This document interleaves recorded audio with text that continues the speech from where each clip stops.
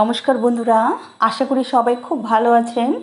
আজ আমি একদম আরেকটা নতুন রেসিপি আপনাদের কাছে নিয়ে এলাম। আজকে বানাবো চিংড়ি মাছের দো পেঁয়াজি। এটা খেতে খুব সুন্দর হয়, বাচ্চা বড় সবাই তো চিংড়ি মাছ খুব ভালোবাসে। তবে একবার এইভাবে চিংড়ি মাছ রান্না করুন, খেতে কিন্তু খুব সুন্দর হবে আর খুব তাড়াতাড়ি হয়ে যাবে এই রান্নাটা। আসুন তবে কিভাবে এই রেসিপিটা করছি সেটাই আপনাদের দেখাই। প্রথমে এখানে 250 গ্রাম বড় বড় এরম সাইজের চিংড়ি মাছ নিয়ে নিয়েছি। আপনারা চাইলে এর থেকেও বড়ও নিতে পারেন, ছোটও নিতে পারেন, তবে মিডিয়াম সাইজটাই সবথেকে ভালো হয়। এবারে চিংড়ি মাছের মশলাটা বেটে নিচ্ছি। দেখুন, একটা পেঁয়াজ, এক টুকরো আদা, আর 4-5 কোয়া রসুন, আর 4টে কাঁচা লঙ্কা। খুব মিহি করে এই পেস্টটা তৈরি করতে হবে। হয়ে গেছে আমার পেস্ট, দেখুন আপনাদের দেখালাম, ঠিক এইভাবে পেস্টটা তৈরি করবেন। আর কি কি নিচ্ছি সেটা আপনাদের দেখাই। দেখুন, চিংড়ি মাছ ভালো করে ধুয়ে কেটে নুন হলুদ মাখিয়ে নিয়েছি, আর পেঁয়াজের পেস্টটা রয়েছে, আর টক দই রয়েছে। এবারে গ্যাস ধরিয়ে নেব। গ্যাস ধরিয়ে আমি একটা কড়াই বসিয়ে দিয়েছি। কড়াইতে পরিমাণ মতন সাদা তেল দেব। আপনারা চাইলে সর্ষের তেলও করতে পারেন, তবে আমি সাদা তেলেই করেছি রান্নাটা। তেলটা আমার গরম হয়ে যাবে, 2 থেকে 3 মিনিট একটু ভালো করে গরম করে নিতে হবে, নাহলে চিংড়ি মাছ কড়াইয়ের মধ্যে লেগে যাবে। গরম হয়ে গেছে, এবার আমি চিংড়ি মাছগুলো দিয়ে 2 মিনিট একটু ভেজে তুলে নেব। চিংড়ি মাছ বেশি ভালো ভাজলে পরে শক্ত হয়ে যাবে, তার জন্য 2 মিনিট মতন ভেজে আমি চিংড়ি মাছটা তুলে নিচ্ছি। দেখুন, চিংড়ি মাছটা আমার প্রায় ভাজা হয়ে গেছে। এবার আমি চিংড়ি মাছটা বন্ধুরা তুলে নিচ্ছি।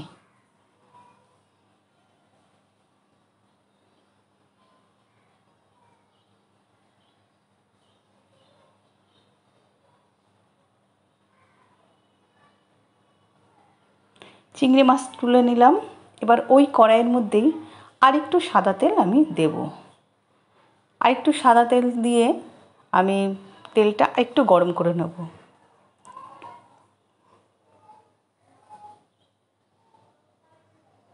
তেল আমার গরম হয়ে গেছে।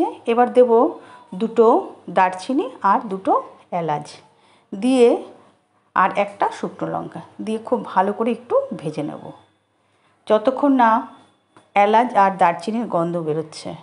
এবার যে মশলাটা বেটে রেখেছিলাম বাটিতে, আমি আদা, পেঁয়াজ, রসুন, কাঁচা লঙ্কা সেটা দিয়ে দিলাম। সেটা দিয়ে আমি 2 মিনিট খুব ভালো করে ভাজবো, পেঁয়াজের কাঁচা গন্ধটা যতক্ষণ না চলে যাচ্ছে।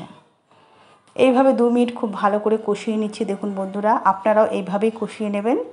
আর চিংড়ি মাছের পরিমাণ যদি বেশি হয় অবশ্যই মশলা পরিমাণ বেশি দেবেন। এবার দিচ্ছি পরিমাণ মতো নুন, হলুদ আর জিরের গুঁড়ো।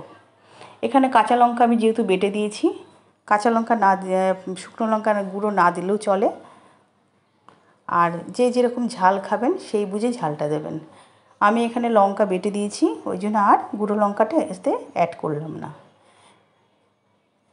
এবারে নুন, হলুদ, জিরের গুঁড়ো দিয়ে আরেকটু ভালো করে কষাবো। আর আমি এখানে টমেটো অ্যাড করিনি, যেহেতু আমি এখানে টক দই দিয়েছি। টক দই আর পেঁয়াজ বাটাটা দিয়েই চিংড়ি মাছটা রান্না হবে। এবার টক দইটা দিয়ে দিচ্ছি।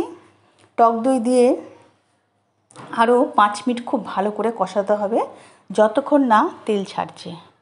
তেল ছাড়লেই আর টক দইটা মশলার সাথে পুরো মিশে যাবে, তখনই বুঝবেন আপনার মশলা কষানো হয়ে গেছে। এইভাবে কষিয়ে নেবেন 2 থেকে 5 মিনিটের মতন। কষানো হয়ে গেছে দেখুন বন্ধুরা আমার, আর একটুও দইয়ের কুচিও নেই, আর খুব সুন্দর এসছে কালারটা। এবার ভেজে রাখা চিংড়ি মাছটা দিয়ে দিচ্ছি। চিংড়ি মাছটা দিয়ে আরও 2 থেকে 3 মিনিট খুব ভালো করে এইভাবে কষাতে হবে।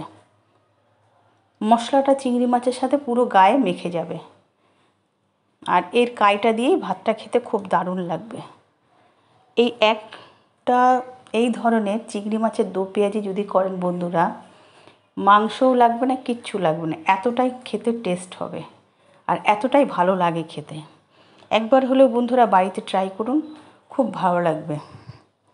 এইভাবে হয়ে গেছে। এবার যে প্লেটে আমার চিংড়ি মাছটা ছিল ওইটা ধুয়ে সামান্য একটু আমি জল দিয়ে দিলাম।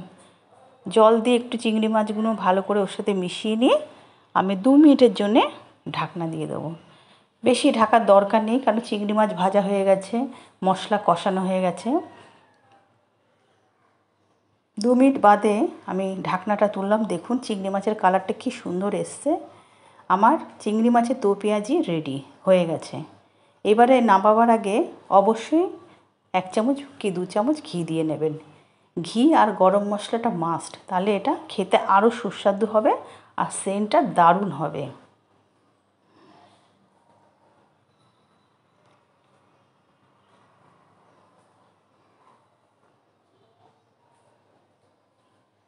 এইভাবে আরও 2 মিনিট ফুটিয়ে নিচ্ছি আমি। ফুটিয়ে নেওয়ার পরে এবার আমি এতে দেব ঘি দেব।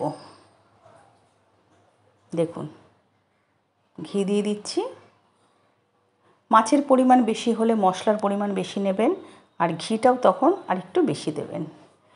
যদি 500 গ্রাম চিংড়ি মাছ হয় তাহলে মশলাটা একটু বেশি নেবেন, ঘিটাও একটু বেশি দেবেন, দইটাও একটু বেশি দেবেন, তখন সব কিছু পরিমাণটা বেড়ে যাবে। এবারে ঘি দেওয়া হয়ে গেছে, এবার দিচ্ছি গরম মশলা। গরম মশলা দিয়ে এটা আমি নামিয়ে নেব, আর নামিয়ে নিয়ে আপনাদের দেখাচ্ছি কেমন হয়েছে।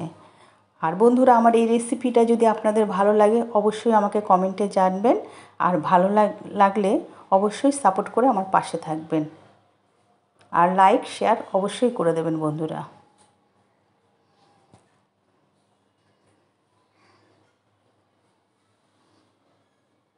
হয়ে গেছে বন্ধুরা, এবার আমি নামিয়ে নিচ্ছি। দেখুন এইভাবেই চিংড়ি মাছটা নামাবেন। একবার বানিয়ে দেখুন বন্ধুরা, সত্যি বলছি দুর্দান্ত খেতে হয় এই রেসিপিটা। এইভাবে হয়ে গেছে, এবার আমি নামিয়ে নিয়ে আপনাদের দেখাচ্ছি কেমন হয়েছে। আর অবশ্যই বাড়িতে একবার ট্রাই করবেন।